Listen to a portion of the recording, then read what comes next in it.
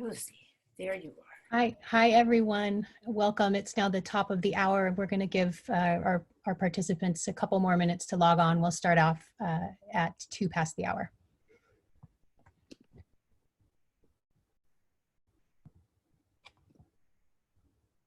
And feel free to, a lot of you are already doing this, feel free to comment in the chat box, connect with each other, make an introduction. We're really happy to have you here. And I also want to chime in, and although I welcome you again, I welcome those of you who are already on and look forward to also hearing from you. And I see Ellen Snortland, my goodness, how lovely. And Ellen, to answer your question, we have a lot of people registered for this call, and so we're not going to be doing the videos for everyone because it would probably be about 70 pages of attendees. No, I think that as much as I'd love to see everybody's face, and I see so many familiar names. Yes. Jen, Diamond, and my goodness. Hi, Bob. Welcome. Hi, Kathy Ann.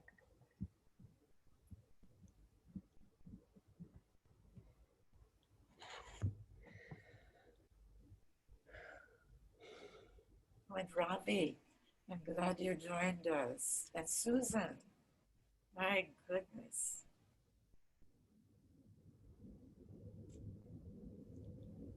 Hi, Bobcat in California. Sending love to you and your mom. And Lauren, I'm going backward here.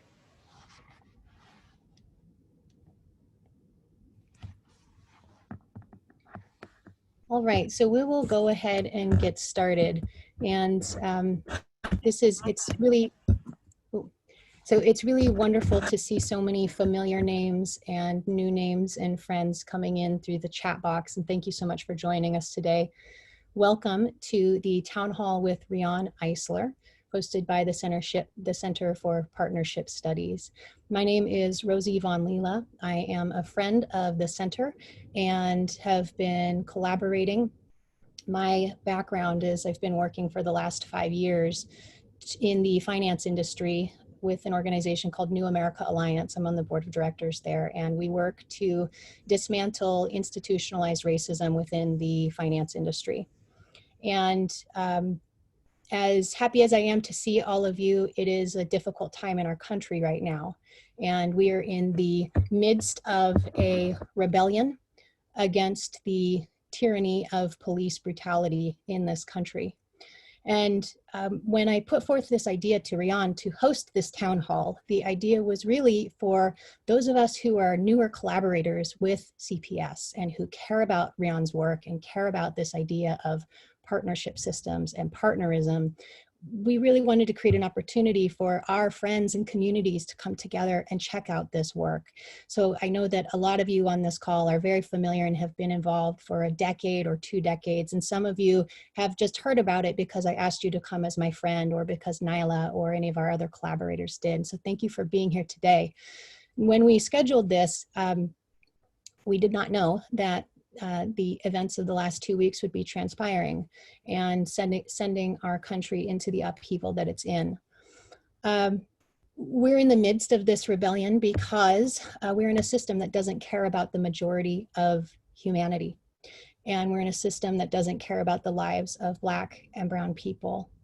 We're in a system that enables the abuse of children and youth, and that over-polices communities of color, communities that are anything other than the dominant gender or the dominant skin color that built the system that we're in.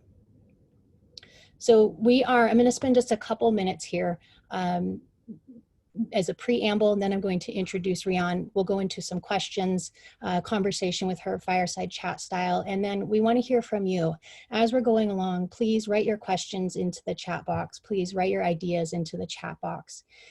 And then in the latter portion of today's conversation, we will get to your questions. So we are inarguably witnessing the erosion of America.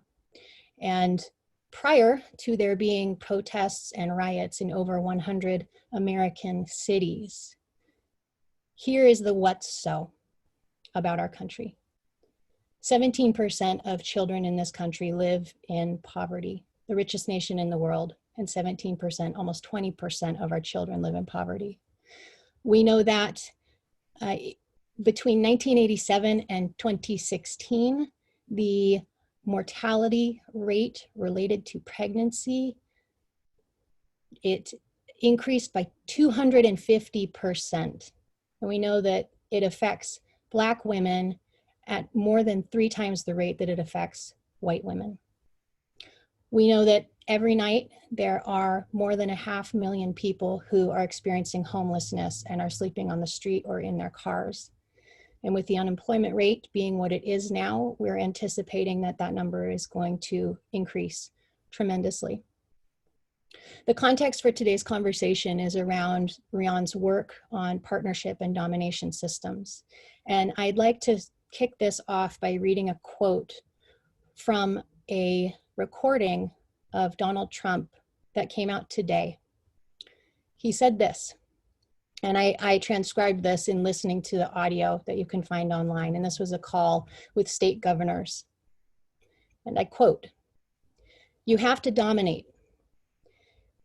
If you don't dominate, you're wasting your time and you're going to look like a bunch of jerks. You have to dominate. The harder you are, the tougher you are, the less likely you are to be hit. You have to arrest people, you have to track them, you have to put them in jail for 10 years, and you'll never see this stuff again. And you have to let them know that. And the word is dominate. If you don't dominate your city and state, they're going to walk away with you. In Washington, D.C., we're going to do something that people haven't seen before. You've got to have total domination, and then you have to put them in jail." So with that, I do want to say today's conversation, given the context of what's happening with the rebellion, with the riots, with the upheaval around social injustice against Black and brown people, I want to acknowledge that Riane and I are fair-skinned women. And with that, we have privilege. And we're here leading a conversation about systems change. And I very deliberately called my Black friends and my Asian friends and my Latino friends, and I said, will you please come to this as my friend and ask questions and let me know what you think afterwards. Because what we're here doing today is we are building our community around building a new system for the future. We're going to dive into why things aren't working for so many people. And we're going to talk about how we can move forward. But really, this is about nurturing the soil so that things can grow in. And we've asked you to be here today to look for some kernel of discovery that's a contribution to your work and what you see needs to get done. We're not here to be white saviors to tell you how to fix things. We're here to say, let's work together. This system isn't working for anybody. So Riane Eisler is one of my favorite people in the world. And she is a social systems scientist, a human rights advocate and attorney. She's a cultural historian, and her work over the last 30 years has touched the lives of millions of people. She has sold over 500,000 copies of her book, The Chalice and the Blade, which has been printed in 27 foreign editions. Since she published that book in 1987, she has published a total of about a dozen books, ranging from The Real Wealth of Nations to her most recent, which came out in 2019, Nurturing Our Humanity. Dr. Eisler is the president of the Center for Partnership Studies, which she co-founded with her husband, David Loy, in 1986. It's dedicated to research and education on the study of partnership and moving beyond domination systems. She's the only woman among 20 major thinkers, including Hegel, Adam Smith, Marx, and Toynbee, in macro history and macro historians, in recognition of the lasting importance of her work as a cultural historian and evolutionary theorist. Ashley Montague, the famed anthropologist who wrote The Elephant Man and numerous books on race and gender, called her book, The Chalice and the Blade, quote, the most important book since Darwin's Origin of Species. Riane, thank you so much for being here today, and really happy to have this conversation with you and with everyone tonight. Well, thank you, Rosie, and thank you all for being here with us today. And I want to welcome you. Um, yes, we are at a really very critical place in our history worldwide, not only in the United States. And that was, of course, the topic, as Rosie said, of our discussion. But I think that uh, for me personally, uh, what's happened, the killing of George Floyd, the fact that African Americans are so disproportionately affected by the COVID pandemic, uh, plus all of the injustices that Rosie spoke about, that has a very personal feeling because it is because I experienced as a child violence and injustice that I became so passionate about this work. And I think, Rosie, you wanted to ask me questions. Yes, so So, Riane, you have your own refugee story. What were you fleeing and from where, and where did you go? well, I'll start with what I was fleeing from. I was fleeing from another form of what we're seeing in this country, the racism of in-group versus out-group thinking and behavior. My parents and I fled from the Nazis. Most of my extended family was killed by the Nazis because they were not able to escape. And so for me, uh, this in group versus out group thinking that we saw in the killing of George Floyd, the dehumanization of others, be it based on that they're Jews or be it based on their being black, that hits very, very deep for me and it brings up my childhood. We were very fortunate. We were able to get to Cuba, to Havana, because, yes, my parents were privileged. Uh, they had the means to purchase entry permits, whereas others didn't. And however, the Nazis confiscated, of course, which is a word for official armed robbery, everything my parents had. So I grew up in the industrial slums of Havana where I experienced for years another form of injustice, the enormous gaps between haves and have nots that we see today, of course, in this wealthy nation. I also experienced that. Uh, but I want to say that it doesn't have to be this way. And this is really what I found in my work, in looking for a real alternative to what our president so succinctly, it's almost like he read my work, which of course he never did, uh, called dominating. Dominating. That there are really only two alternatives in his mind. You either dominate or you're dominated. Mm-hmm. And that then, of course, justifies all of this inhumanity. Mm-hmm. There is an alternative, and I've called it the partnership alternative. And as we continue talking here, I will talk more about this. But just as a kind of a heads up, uh, to change that, it requires more than short-term measures because we have to get to the roots of this in-group versus out-group problem. Mm-hmm. And speaking of that, your family lived in Cuba for I think about 8 years, and then you moved 7 years. 7 years, and then you moved to Florida, and that was your first time to America. And what did you notice then? And around like what decade was that? That was in the 1940s, right after the end of World War II. And we didn't really move to Florida. We moved to the United States. Finally, the promised land let us in. And we were absolutely horrified to find in the promised land what was then the legal and very overt maltreatment, segregation of the American South.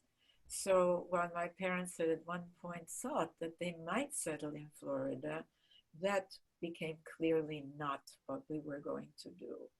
And we left. Um, and eventually, after a stop in New York and a stop in Chicago, well, we finally got to LA, and there was nowhere else to go. So we settled in Los Angeles, where I grew up. Mm-hmm. And you've told me before that in your 20s living in Los Angeles, you came to realize not only were you experiencing discrimination for being a refugee and being a Jew, but eventually you discovered that you were experiencing discrimination from being a woman. What did Well, you realize around that? well, yes. In fact, um, when I woke up as if from a long drugged sleep, along with thousands of other women, uh, to realize, well, I realized that as much as having been born Jewish had almost cost me my life. I mean, we escaped by a hair's breadth. Uh, but my goodness, I hear my voice is barely audible. Can you hear me now? Thank you so much, Ravi, for mentioning that. Um, uh, as much as that almost cost me my life, I realized that having been born female, that in all my years of so-called higher education, for example, there had been hardly anything by, about, and for people like me, women. And so I did throw myself from the beginning into the women's movement. Founded the first center in Los Angeles on women and law, wrote the first and only mass paperback on the Equal Rights Amendment. And when that failed, is when I really returned to the questions of my childhood, because it was clear that we need a cultural transformation. But the question was, transformation from what to what? Mm-hmm. And let's see, you have I want to go to a question that Donna Mills just asked. Donna says, I'm not asking people of color to tell me how to fix this. As someone who listens with intent, what do you need me to hear? And I think that's an amazing question, Donna. I can only assume from the first part of that statement that your skin looks like mine and that you're not a person of color. And we're going to dive into here in a moment into the dominator partnership continuum, which will help explain why things are the way that they are. And as I said at the top of this call, what we're doing here is Riane has for the last, gosh, really, Riane, it's going on like 60 years of 30, work. You well, really started, not but really. 30, it's about 35 years, because I spent part of my early life as an attorney, as a systems scientist, with absolutely very little consciousness. I did mm-hmm, work in the civil rights movement, uh, mm-hmm, but it really wasn't until, as I said, after the Equal Rights Amendment, which simply would have said that no uh, federal or state law or action could discriminate on the basis of sex. And it was a very simple thing, got defeated, that I really threw myself into this research to try to understand what really are the root causes of this and how can we change them. mm-hmm, mm-hmm. So Donna, that's what's here to listen for is what is the fertile soil? What's one thing that you discover here that can support in your work? It may be that you end up, getting involved with CPS. It may be that you find some nugget that helps you see something in a new way for volunteering in your local community. We'll get deeper into this, but I loved your question about what is it you used to hear. Okay, so let's see. Riane, let's talk about, so you spent a decade researching the chalice and the blade, and you came already with a background in human rights work, women's rights work. What were some of the ahas that you had that you discovered in your research for the chalice and the blade? Well, there were so many ahas in there, but I want to backtrack for a moment to what I saw and experienced in Vienna before we fled, because my feelings at this juncture about racism in this country really always awaken in me what I saw about anti-Semitism there, where Nazi people, and it wasn't only the soldiers, it was people uh, brutalized, made old Jews scrub the sidewalk when I was a child, and I couldn't understand how this was possible. How can people be so inhuman? And when I embarked on this research, my question was, what really, what kind of social system? Because we also have a capacity for caring. I mean, so many of us here have this capacity and are horrified by what's happening and what has been happening.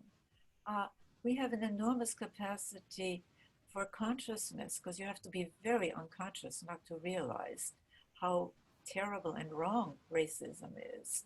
Uh, for caring, for creativity, but we also have a capacity, yes, we do, or we wouldn't see it, for insensitivity, cruelty, and destructiveness. And so, my question when I embarked on this research was just what kind of society supports the former set of human characteristics rather than the negative set of human possibilities. And it was very clear from the very beginning that by looking at the through the lenses of conventional categories like right, left, religious, secular, Eastern, Western, Northern, Southern, I couldn't answer these questions because if you really think about it, there have been oppressive, repressive, violent systems in every one of these categories.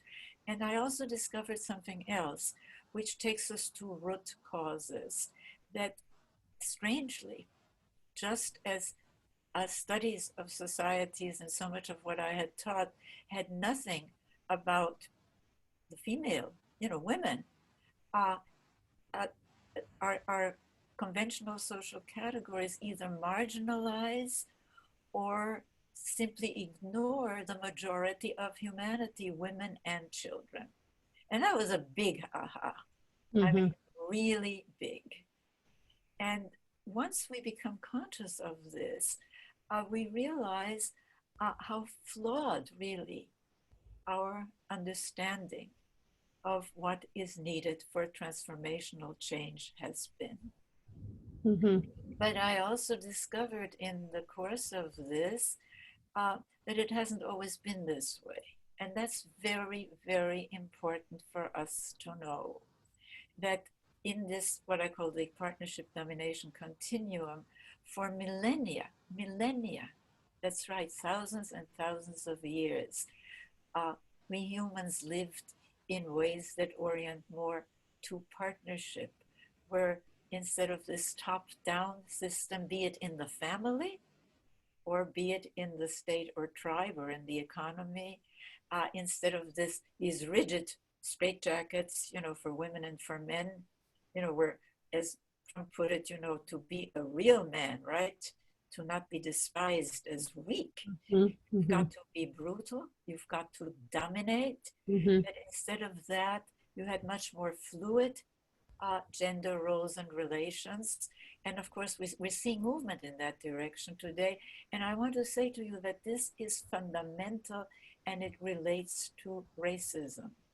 Because as long as children grow up ranking one form of human, the male form, over the other form, the female form, they have, before their critical faculties, before their brains are formed, they have a template for racism, for anti-Semitism, for all kinds of in-group versus out-group thinking, whether it's Shia versus Sunni in the, in the Middle East, uh, whether it's white against black in the Yep. United States, whether it's the anti-Semitism, which is again resurging during this time of regression to domination. So Mm-hmm. we have to pay attention to the whole of humanity. And we certainly have to change our economic system, which the But covenant. before we go there, Riane, Okay. let's jump into, we have a couple slides to share with everyone. And so give me just a second to do this glorious thing and show you how the sausage gets made over here. Okay, there we go. All right. So this shows us, oh, there we go. Oh, hold on, excuse me. There we are. So Riane, you were just describing on the domination partnership social scale. So on the left-hand side, we have domination, and you were talking about in-groups and out-groups. What kind of in-groups and out-groups are those? Could you reiterate that? Whether it is what we're seeing right here, racism, of what I experienced as a child. So, with brutality, really, I mean, a gang of Nazis broke into our home and dragged my father away, the most powerful figure in my life. Uh, my mother got his release by a miracle, displaying what I call spiritual courage, the courage not to slay the enemy, but the courage to stand up against injustice out of love. She recognized one of the men as a former errand boy for the family business, and she got furious. Mm-hmm. But but but but everything is structured differently in partnership and domination systems, starting in families, Mm-hmm. starting in families. And yes, there are hierarchies, but they are because we need new language, uh, rather than having hierarchies of domination, because we know those, you better obey, like Trump said, you know, you've got to dominate and they've got Mm-hmm. to obey and they've got to be punished, you know, which are maintained by fear or force. You have what I call hierarchies of actualization, where power is used to empower rather than disempower others. I mean, it's a whole new world, and yes, we need new language that goes beyond the conventional categories. Mm-hmm. And so you mentioned a couple of moments ago, you were mentioning about needing new economic systems. And so one of the things that you talk about is the need to account. Actually, let's first say, so the succinct definition of partnerism is a social and economic system that develops our human capacity to care for people and nature.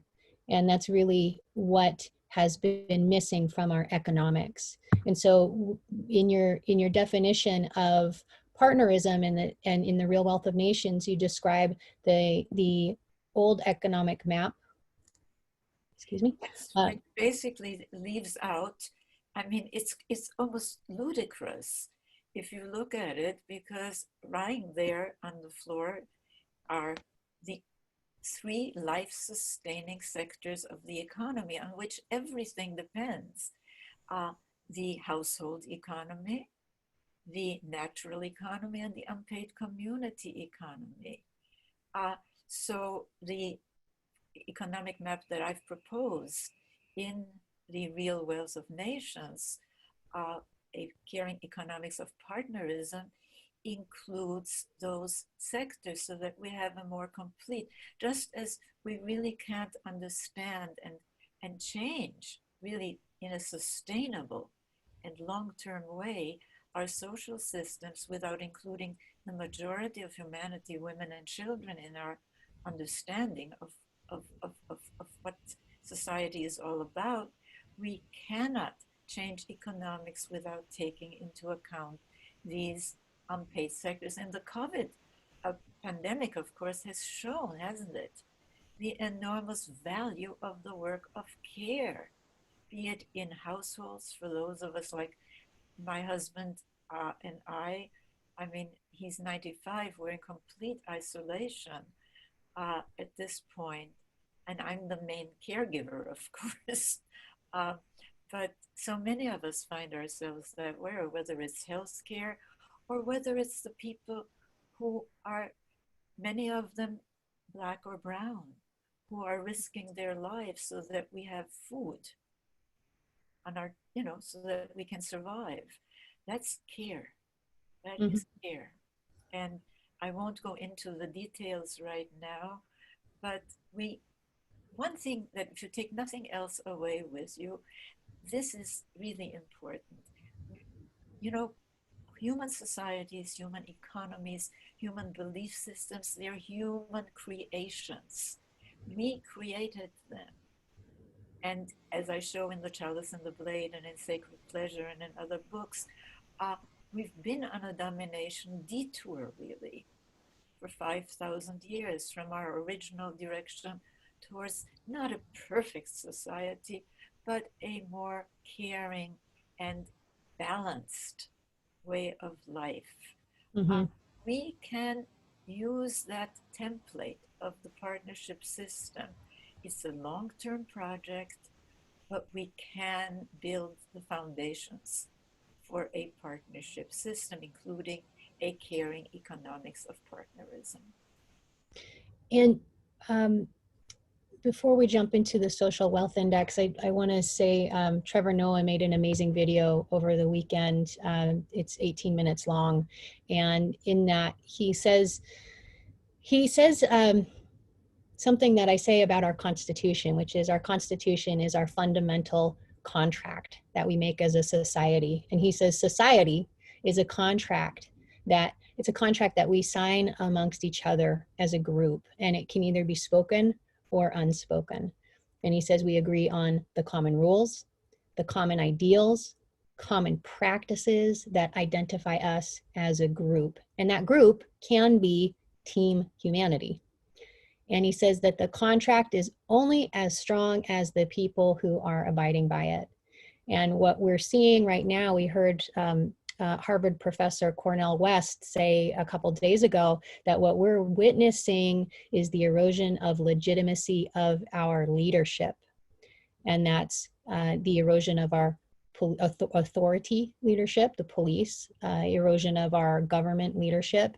And that's when we end up in both a constitutional crisis, but really in a revolution. And so as we think about, okay, everything is eroding, everything is falling apart. And so will you share about the social wealth index and how that is a tool for us to rebuild, not rebuild, to build a new economics that includes everyone? Well, first of all, I want to say that all this talk about returning to normal, a normal in which almost one-fifth of our children lived in poverty, many of them traumatized, a normal in which uh, the gaps between haves and have-nots were horrendous, a normal in which racism flourished, a normal in which climate change, where so many people are in denial, many of them because they were traumatized by dominator child rearing and a rigid gender stereotypes in their early childhood. Let's not forget that. So, uh, but people have called me a practical visionary, and that is exactly what I am. So, I we developed some new metrics because we measure what we value what we measure, and what we don't measure is not considered important. So we have been working at the Center for Partnership Studies on a very different set of metrics, not only different from GDP, which is a mess, but also different from most so-called GDP alternatives. which demonstrates the economic value of caring for people and nature, which really has a complete economic map. So it addresses issues that are outdated. Capitalist and socialist theories leave out for both Marx and for Smith. Caring for people, caring for nature, they just saw that as reproductive work, not productive work. So this is very important. Now, I know we have to address some immediate issues at the same time, but if we don't pay attention to the long term, if we don't have a clear vision of what we're trying to build, which is a partnership rather than domination system, and what the components of that are, we will continue to have regressions, especially in this age of rapid technological change. Okay, so I'm going to do a quick summary to connect all of those dots, because given that your body of work is runs more than 30 years in length, there's a lot there. So, and jump in here if I go off course. Starting about 8,000 to 6,000 years ago, male dominance set in, and we saw the subjugation of women and goddess-focused cultures, and that set in this systemic oppression of women. And as a result, women have been seen as a means of reproduction, and household work, quote unquote, women's work, caring for the kids, all of that has been not valued at all, seen as reproductive work. Enter Adam Smith in the 1700s, invents capitalism. He doesn't have any concern for valuing women's work, caring for the house, which if you look in our terms now, caring for the house includes caring for the planet. So that's not included. And then we have 1800s, Karl Marx comes along, same thing. Neither of their systems address the fact that half of humanity isn't accounted for in our economic measures. And we fast forward, in the 1920, women get the vote. We have the civil rights movement. We have the women's rights movement. So we have all these eras, these periods, these movements of progress where we see more equality, more freedom of expression, more liberty. And now, can I interrupt? Because yep. all of these progressive movements challenged a tradition of domination. And this is what we have to understand, that we're all in this together. But go ahead, please. So, but we didn't pay enough attention to the foundations. Yes. To the primary human relations between parents and children, and between the female and male form of humanity, without which, of course, none of us would be here.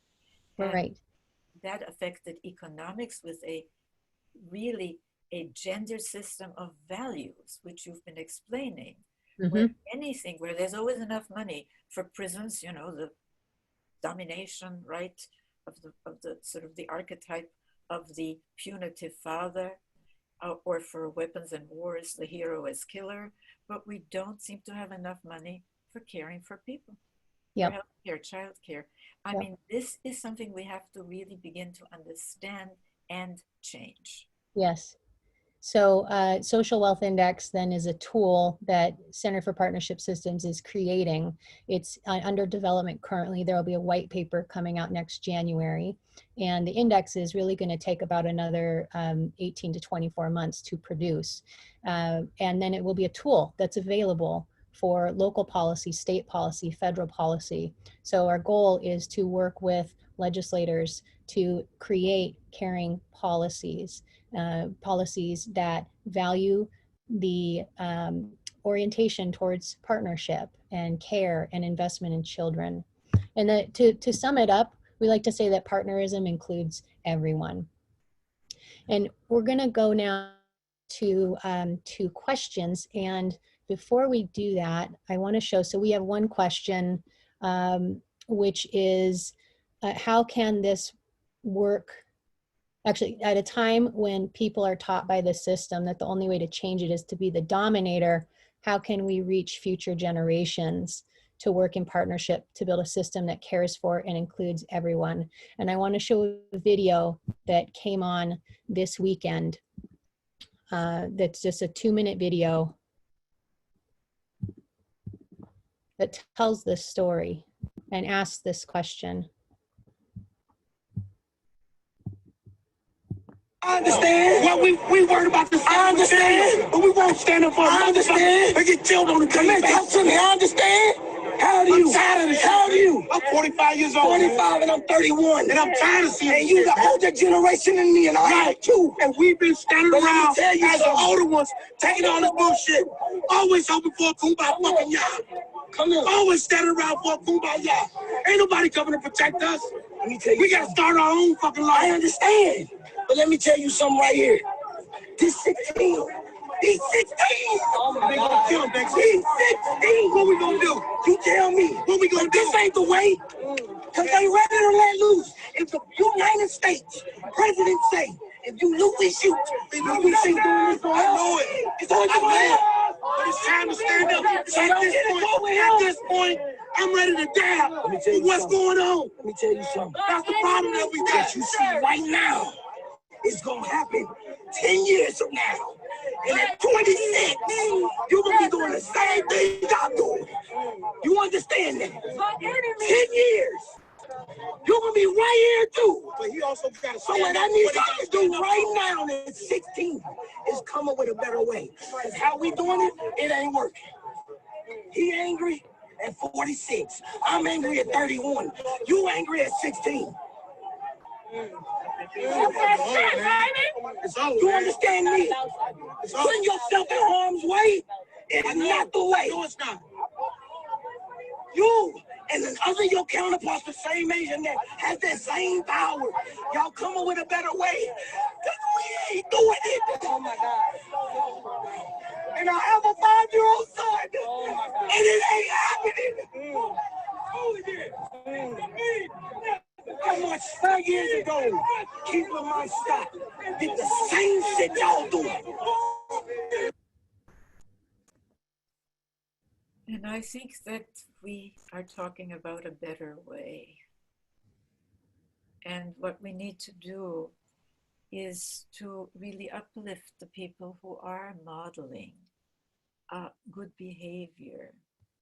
And there are those, like the sheriff of Flint, who marched with the people. At the same time, however, and this is work that has to be done simultaneously. Yes, we need training for policemen in particular, but we need to change this in-group versus out-group thinking. And as I said, that starts early on. And if we don't pay attention to that, to the deflection of pain and fear and rage to the out-group because it's too dangerous to really express it against those on whom you are dependent as a child. I mean, think about that for a minute. That maintains the system. The economic system has to change to give value to this so-called women's work of caring and caregiving. Mm-hmm. That will change the system. Mm-hmm. And I really want to invite all of you to work with us, to contribute your thoughts, your ideas, both for short-term and for long-term transformative change. Mm-hmm. I want to represent that what we're doing, the intent of this call today, as I shared with my personal friends, is to come and hear about this work and see what it sparks for you. What does it what does it spark for you in your life and the work that you're doing? Again, we're not here to be white saviors for anybody. We are here because there is language here that's useful for framing what's happening. And we can create a strategy together that works at the policy level. Killer Mike, the music artist, the rapper, he said something amazing. He gave a talk in Atlanta. His father is an Atlanta police officer, and He said, "It's your duty to fortify your own house so that you may be a house of refuge in times of organization. Now is the time to plot, plan, strategize, organize, and mobilize. It's time to hold accountable those who are in office. It's time to hold accountable the district attorneys. It's time to hold accountable the police chiefs." And that's what we're here to do. So whatever the color of your skin, um, we invite you to be in conversation with us. And we're figuring this out is really what it is. The purpose of this today is to figure out who wants to build on the community of 30 years of CPS and come to the table and have a seat at the table with us to build this new future from an economic perspective, a social perspective, an education perspective. And Riane's message really gets to the root of it, is that it's about domination. So let's see, Riane, on the topic of new economic indicators, we have a question from Aleka Vial, which is, what do you think about the great news in New Zealand that their First Minister, Jacinda Ardern, announced that they'll be changing their development indicators because they're obsolete? Aleka, thank you so much for bringing that out, because we really also need to focus on the movement towards partnership. And it's happening. It's unfortunately, of course, it's happening in this country too, but the media seem to only be sort of in this fascination with the White House and Trump. But not only Northern European nations, but also nations like New Zealand are, and not coincidentally, a lot of these nations have women leaders. And that's not because women are better than men, but it's because women are socialized for care. And men can be, I mean, I happen to be married to a very caring man, and some women are not caring. And some women shame men who aren't caring as just wimps, right? So let's not get this mixed up. But what we see in so many parts of the world today, in New Zealand, in Northern European nations, are caring policies. And by the way, we have been told that Sweden, Finland, Norway, which have been in the forefront really of the movement towards partnership, like for example, half their legislatures, our national legislature is female, that they're socialists. They're not socialists. They have a very healthy market economy. They are what they often call themselves, caring societies. And if anything, the COVID crisis showed that we need both government, but caring government, and a market. And we don't happen to have a free market, by the way, if you haven't noticed, with all these mega corporations. So there is movement. And we really need to understand that these nations have happier people. They're always on the top of the world happiness reports, but they also have very good economies. Mm-hmm. So partnerism, partnership works. That's the message. So Andy Russell says, how do we get away from Darwinian survival of the fittest and into the truth that we have enough for all so that there's no more need for win-lose games? I recommend that you read the books by my wonderful husband and partner, David Loy, starting with Darwin's Lost Theory. Darwin has been so misinterpreted. He's become the 800-pound gorilla for the domination system. In his book about human evolution, he called it The Descent of Man. I mean, you know, we're not visible here, the female half of humanity, but he was a product of this time. I think today he'd call it the Descent of Humanity. He emphasizes that there is a qualitative shift towards culture being important in human evolution. So how do we do this? We do this by building foundations for partnership systems at the same time that we address the immediate injustices and problems. One of these foundations is childhood. We know, even from the American Psychological Association, that spanking harms children. It harms their mental development, their emotional development. And the studies, I have a new book out with Oxford University Press, by the way, called Nurturing Our Humanity: How Domination and Partnership Shape Our Brains, Lives, and Future. And I highly recommend it because it's an in-depth analysis using findings from neuroscience to show the importance of both childhood and gender and how it is socially constructed. When we're talking about in-group versus out-group thinking, whether it's based on race or sexual orientation or what have you, we are really talking about this in-group of mankind, quote, and the female other as a kind of a template. And there, we today hear about intersectionality. That it's a system that we have to change. And if we don't pay attention to the majority of humanity, we cannot change the system. Mm-hmm.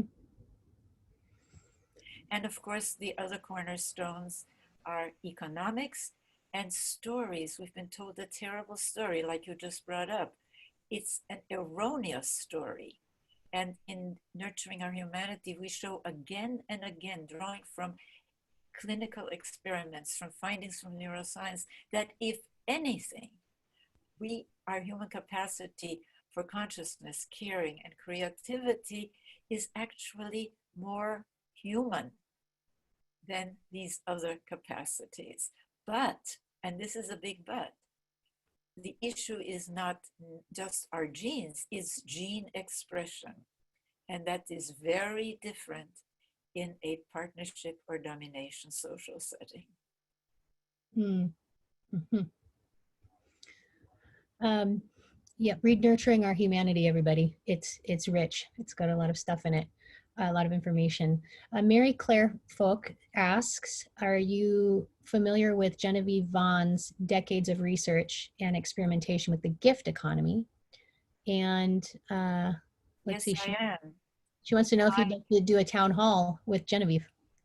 Well, but I disagree with Genevieve, because to say that that work should be done for no material rewards ignores the facts that even in these rich United States, women are significantly poorer than men. And women over 65, most of whom are or were caregivers, are paying the price. No Social Security, no pension, nothing. So as long as we have a monetized society, and money is a good invention, you know, the problem isn't money, it's how we use it, it's how the values behind it, right? I mean, I love Genevieve, I think she's wonderful, but to talk about returning to a gift economy is maintaining the status quo. Mm.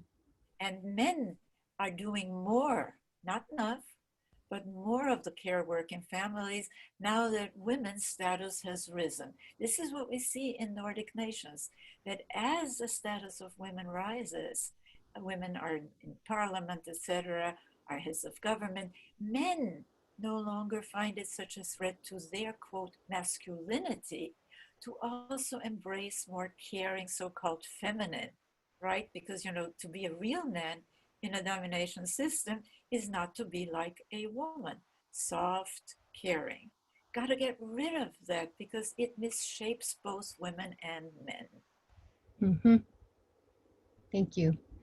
Sandina Robbins says, COVID-19 and the political crisis has laid bare our country's fault lines. People are hungry for a new paradigm. So how can we move forward to create a caring society? And I would love to give a little bit of information on that, if you don't mind, Riane, to share what we're up to. So I'll share what our goals are by the end of 2021, and then share what are the immediate things that you can help with and how we can move forward. So by the end of 2021, our intent is that the term partnerism, Social Wealth Index, and Riane Eisler are household names that are in the mainstream that people have heard about this new idea of partnerism. And we're really looking at this in the context of, you know, when communism or when socialism was invented, when capitalism was invented, those were new words that people had never heard of. And it took many decades for those words to sink in. But now, thanks to social media and the connection of technology, we can launch partnerism out into the world and have it take root at an accelerated rate. So that's our goal in the next year and a half. We are launching a communications campaign that's going to run the latter half of this year. If you're interested in helping to promote this work, please write in the chat box and say, I want to help. We're working on the Social Wealth Index. We're going to have the white paper for that done by next January. We're intending to have a launch event for that at Davos next year. And then we will have a second follow-on marketing campaign about the Social Wealth Index. In the middle of next year, by the middle of next year, we want to have written draft legislation for various states that propose, that are about caring policies. So here in New York, Assemblymember Ron Kim, who represents a district in Queens, he is already on board with partnerism and caring policies, and he's an advocate for Riane's work.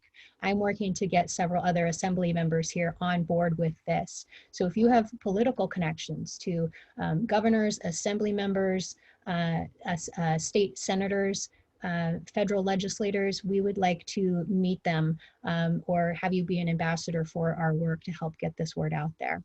So Riane, so the question of how can we move forward to create a caring society, is there anything in there for you that you'd like to add to that? Well, I saw a question, what is the caring economics?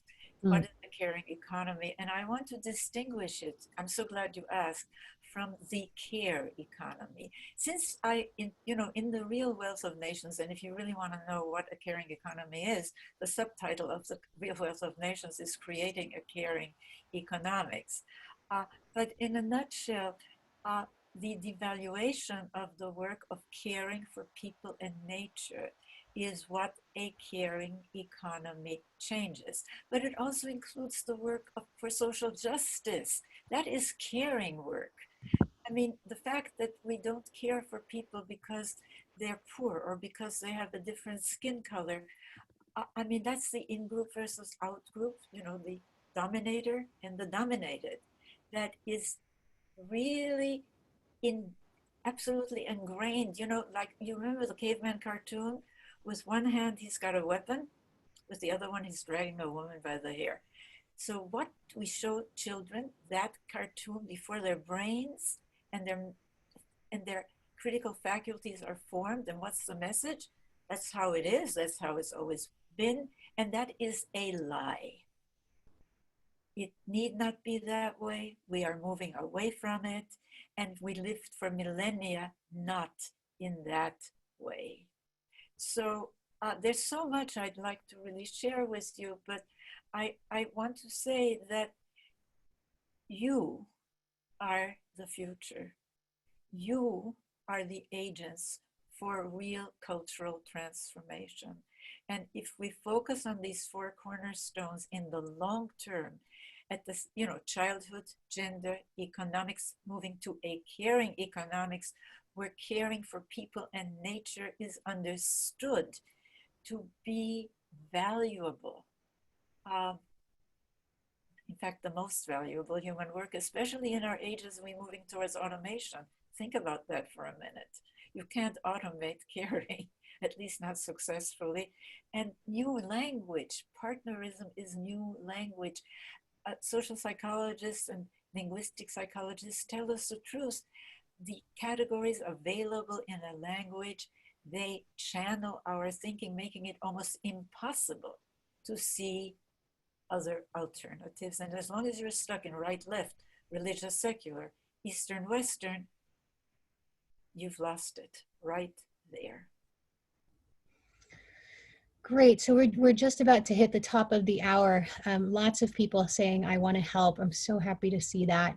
One of the big things, as I told my friends when we were organizing this, it's really important to everyone at CPS that diverse people be represented, that we have women of color, that we have men of color, that we have all different ways of thinking. And so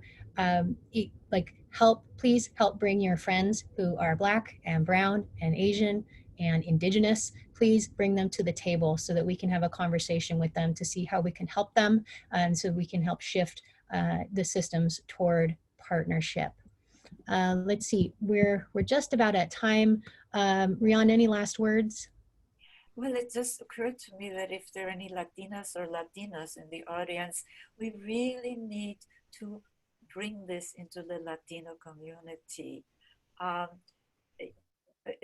you know, and into the African American community, because we're all in this together, white, Black, women, men. What we need is transformation. And this is the time. This is the time to not go back to the old terrible normal, to really use our creativity and our caring and our consciousness Mm-hmm. to, at the same time as we deal with the immediate, to also lay the foundations for sustainable, transformative change from domination to partnership. Mm-hmm. So we will wrap up. Nancy Giordano says, please bring back Riane for another session. We will do more of these town halls in the future. Our goal is to continue keeping the conversation open and organize and strategize and mobilize. So with that, I want to give a shout out to everyone on the CPS team. Thank you to Ann Amberg, Sarah Salty. Thank you to Nyla Rogers, Valerie Young, Nancy Giordano, Josh Adler, Emma Pezak. Thank you for all of the work. I hope I didn't miss anybody. Riane, thank you to you and to David Loy, for your husband, for all the work that you have been doing for several generations now. You have transformed my life and made a huge contribution to many people on this call. So thank you. And I want to thank you, Rosie, for this wonderful idea of having this town hall, and for being you, and for I really would like to suggest that if you are sequestered at home, read these books. They're available on Kindle. One of the reasons that socialism made such a dent, really, was because people read and discussed the ideas. Read them, apply them, change them, create, Yep. and be well, and take good care of yourselves. And thank you. You see this on the awards shows for movies. Whenever somebody tries to remember without a list, they always inevitably forget some people. I forgot Francis Collins, David Fulton, Roderick, and Matt, and everybody else who's helping with the efforts for the Social Wealth Index. Thank you very much. And I want to tell you that we do have some book clubs coming up, moderated by Rosie. So if you want to read the books and join us, that would be wonderful. Yes, the next one is on June 3rd. Is that this week? No, not June 3rd. It's the following week, I believe. It's the following week. Thank The goodness. following week gives you almost enough time to read the 400-page wonder of Sacred Pleasure, which is an extraordinary book about the vilification of women, sexuality, and pleasure, and the politics around it in theocracy. It made me feel very alive to be a woman in reading that book. So please join us. We'll send out the information through the newsletter. We have your emails now, so we'll send you some follow-up information. Thank you so much. Thank you. And thank you all for coming. And again, thank you so much, Rosie. And bless you all. Bless you. Stay safe, everyone. Thank you very much for your time today.